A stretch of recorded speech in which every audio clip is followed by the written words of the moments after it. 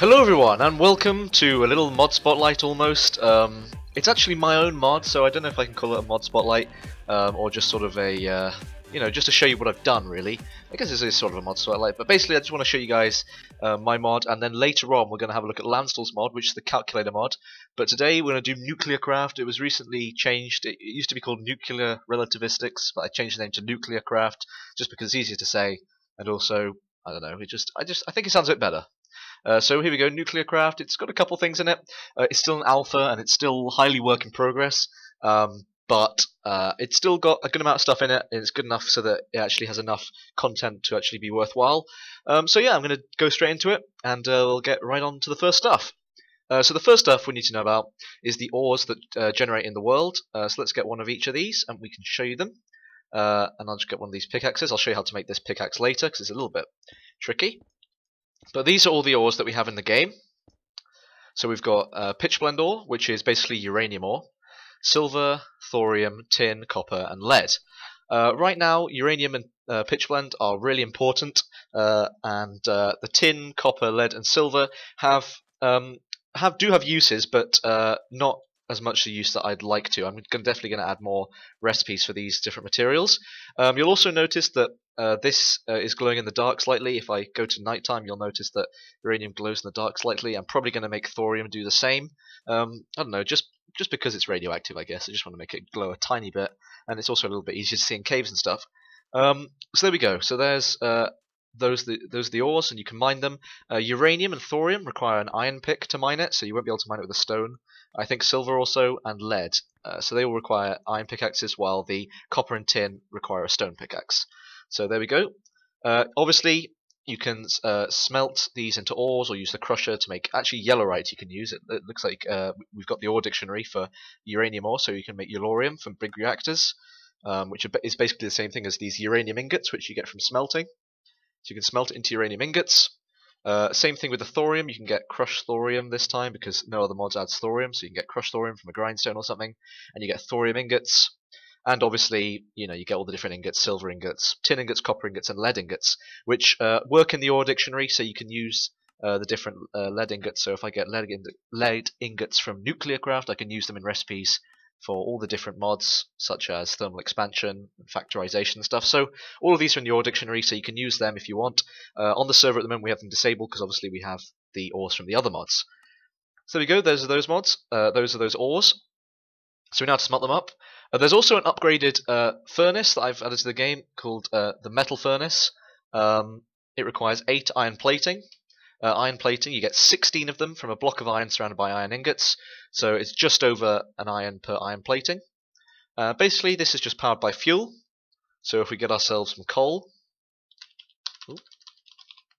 so just like some coal, and we get ourselves some ore, we can smelt 10 things in a furnace with each piece of coal. Its NEI integration as well has been added as well, so you can look at the different recipes. Obviously the metal furnace has the same recipes as a normal furnace, but you can see here, if we go into fuel and we look for coal, hopefully it's not too far away,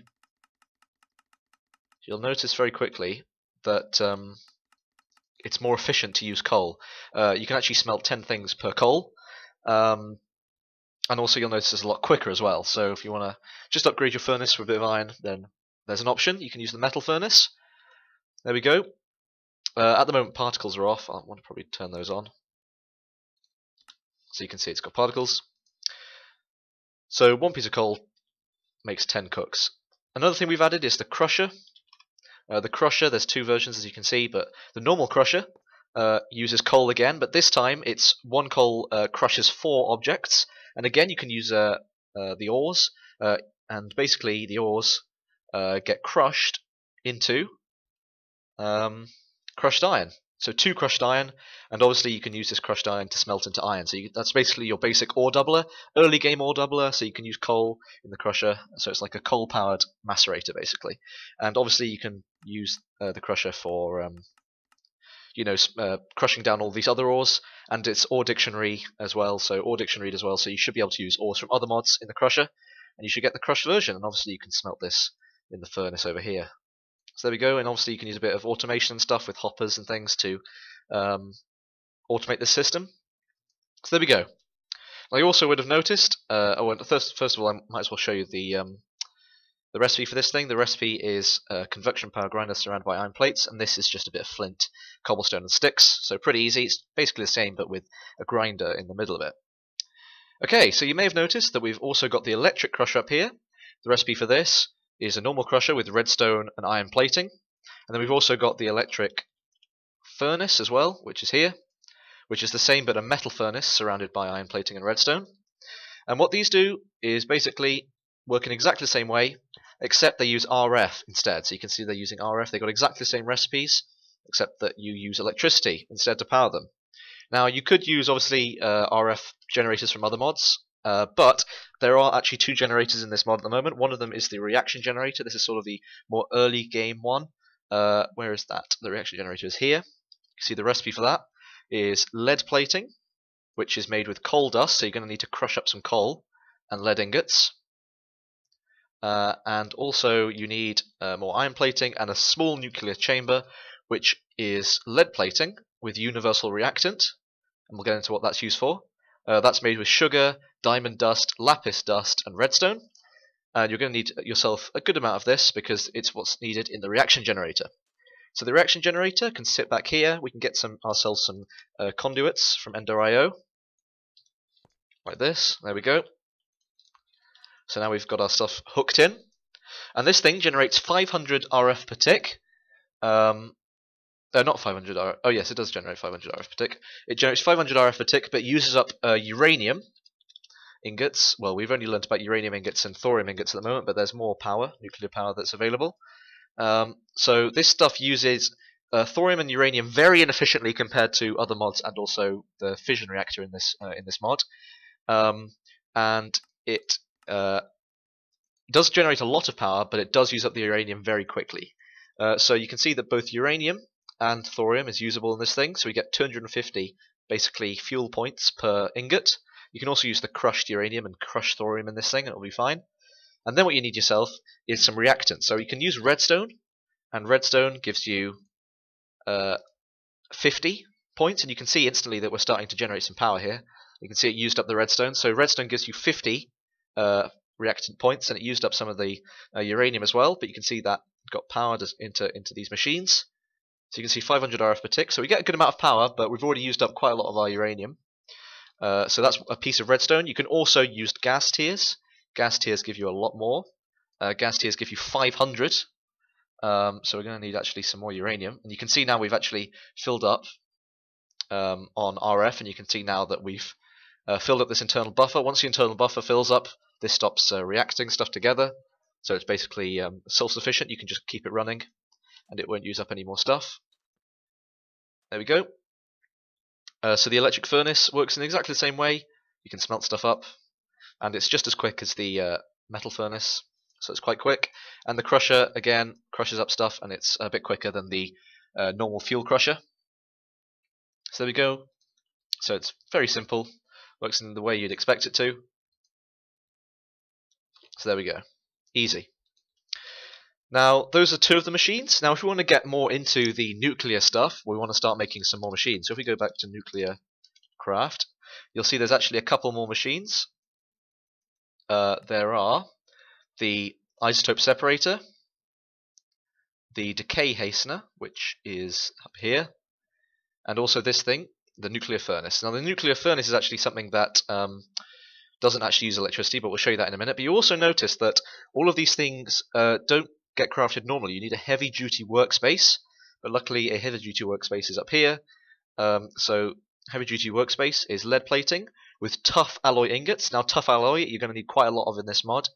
Tough alloy is made with tough alloy dust, and tough alloy dust is made with pulverized copper or copper dust, bronze dust, tin and silver dust, iron dust, lead dust, and redstone. So, you know, all the different types of metals. You can make bronze in NuclearCraft. If we just get across to it, where is it? Let's wait for it to turn up. There we go, bronze dust, and that's just made with copper and tin. So just the way you'd expect it to be made. There we go. So these machines are made with the nuclear furnace. Are made with the heavy-duty workspace. So heavy-duty workspace is here. It's basically a 4x4 crafter. and it's used to make all of the nuclear stuff in this mod so far, and it's also used to make the tough alloy tools and armor, which we'll get into in a minute. So the first thing you're going to need, or the first thing we probably want to look at, is the nuclear furnace made with 8 lead plating in just a circle like that. And this thing is another way you can use your uranium and thorium if you want a really, really quick way. Again, an efficient way, but a really quick way to start smelting stuff. You can put a thorium ingot or thorium dust on the bottom there, and it will very quickly cook up 32 things for you. So you can see this is a really, really quick way of smelting stuff. It will cook 32 things per ingot, and there you go. Simple. So a simple way of using up uranium there. It's a nice quick furnace. If you want to smelt up loads of stone, is probably the best reason to use it. Okay, so the heavy duty workspace, what else can we make? Well, we can also make the isotope separator, made with more tough alloy, lead plating, and redstone. And this thing is quite a crucial part of the mod. So if we get ourselves some conduits here, some more, we'll just plug it in up here. So the isotope separator is it's got again NEI integration, and you can see it's got a load of recipes to do with fuel cells and thorium and plutonium and all sorts of stuff. And this is basically where the mod starts to get interesting. So we can get some crushed uranium and some crushed thorium, which we can get from smelting, crushing down the ores. I believe now that the ingots work as well. Yes, they do. Okay, so you get yourself some uranium or thorium. If you put thorium in here, you'll see that the thing will start moving. Oh my goodness. And you'll get yourself some thorium 232 and tiny lumps of thorium 230. So every single time you do this, you get a little bit more. So pretty simple. There we go. Thorium 232, thorium 230. Right now, thorium 230 doesn't have much of a use, but thorium 232 is very important. Thorium 232 is made for TBU fuel cells. You're going to need to use TBU fuel in your fission reactors, and also as a more efficient fuel in the reaction generator. And if you isotope separate uranium, you'll see you get uranium 238 and small lumps of uranium 235. So there we go, that's what you get from that. So that's basically all we need the isotope separator for at the moment. Another option is the decay hastener, and what the decay hastener does is you can put stuff in it, and it will basically speed up the decay route of anything you put in there. So it works with all the nuclear stuff, and uranium 238, for example, decays twice into thorium 230, so this will output thorium 230 for us. There we go, thorium 230. As I said, probably not best to use thorium 230 since right now, or in real life anyway, thorium 230 doesn't really have much of a use, so you probably don't want to do that with uranium 238, but yeah. Probably not a good idea. If you put stuff in that is like uranium 235 or thorium 232, which doesn't really decay into any more nuclear fuels, it will basically decay all the way down to lead. So it will decay into lead dust, which you can use to make other machines. So if you have a massive abundance of nuclear fuels, but you're running short on lead, I guess you could use this as a way to get more lead. So there we go, that's an option. Oh, that actually seems to decay down to thorium 230, okay. I guess if we put that in again, it will make lead, yeah. Again, there's recipes for this stuff. So if we put thorium 230 in, we get crushed lead. So there we are. Simple. Yeah, there we go. So again, you can find all the recipes you need in NEI. Okay, so now that we've got ourselves some uranium 238 and uranium 235, I'm going to get myself a bunch more of this stuff. So there's some of that, uranium 235 and thorium 232. For some reason, NEI has mucked it up and it's all in a weird order. We need to get ourselves a crafting table. Start putting this stuff together. Okay, so in the crafting table, we've got a couple of options at the moment since we've got uranium and thorium. With thorium, we can make ourselves TBU fuel. So that stands for thorium-bred uranium cells, or thorium-bred uranium fuel. Another thing we can get is, first of all, we need to make these tiny lumps into large lumps. So let's get ourselves a load of them. You get uranium 235. The two options here is 8 uranium 238 and 1 uranium 235 to get low enriched uranium 235 fuel, low enriched uranium fuel. Or you can use 4 uranium 235 and 5 uranium 238 to get highly enriched uranium fuel. And basically this dictates how much power and how much heat you'll generate in your fission reactors. So if we press use on these things, we can see that we're going to need to put these into cells. We'll get to that in a minute. But you'll also see that, first of all, you can actually use this in the nuclear furnace as a more efficient fuel, and also in the reaction generator. And you can also separate these back down in the isotope separator if you want. But here we go, we've got an info tab here. TBU fuel, it's a nuclear fuel, must be in a cell to be used in the fission reactor. We'll put it in a cell in a minute. And it basically tells you the base power, base lifetime, and base heat of the fuel inside a fission reactor. So thorium is one of those things that lasts a really, really long time, 4,800 seconds, but generates a small amount of power and a small amount of heat. So you can see we've got 2 heat per tick, 80 RF per tick, and 4,800 seconds. If we use low enriched uranium, that's sort of the standard nuclear fuel. Lasts for a quarter as long as the thorium, but does generate 300 RF per tick and 14 heat per tick. And finally, we've got the highly enriched uranium fuel, which lasts for 1,200 seconds again, but power is 1,350 RF per tick, but the heat is 140 heat per tick, so you've got to be careful. Okay, so to make cells, it's actually pretty simple. You can see here, cell, empty cell, is somewhere here. Where is it? There it is. You get 32 of them with a bit of iron and glass pane, so that's not too much trouble. So you get 32 of those. Awesome. And all you have to do is it's just shape plus recipe. You just put them together. So there we go, LEU fuel, TBU fuel, and HEU fuel. There we go. So we got all of those fuels now. Awesome. So now we can start using these in fission reactors. First of all, you need ourselves a fission reactor. The reactor will explode. Here we go. We're getting very, very close. Just 100,000 to go. And here we go. It's quite a large explosion.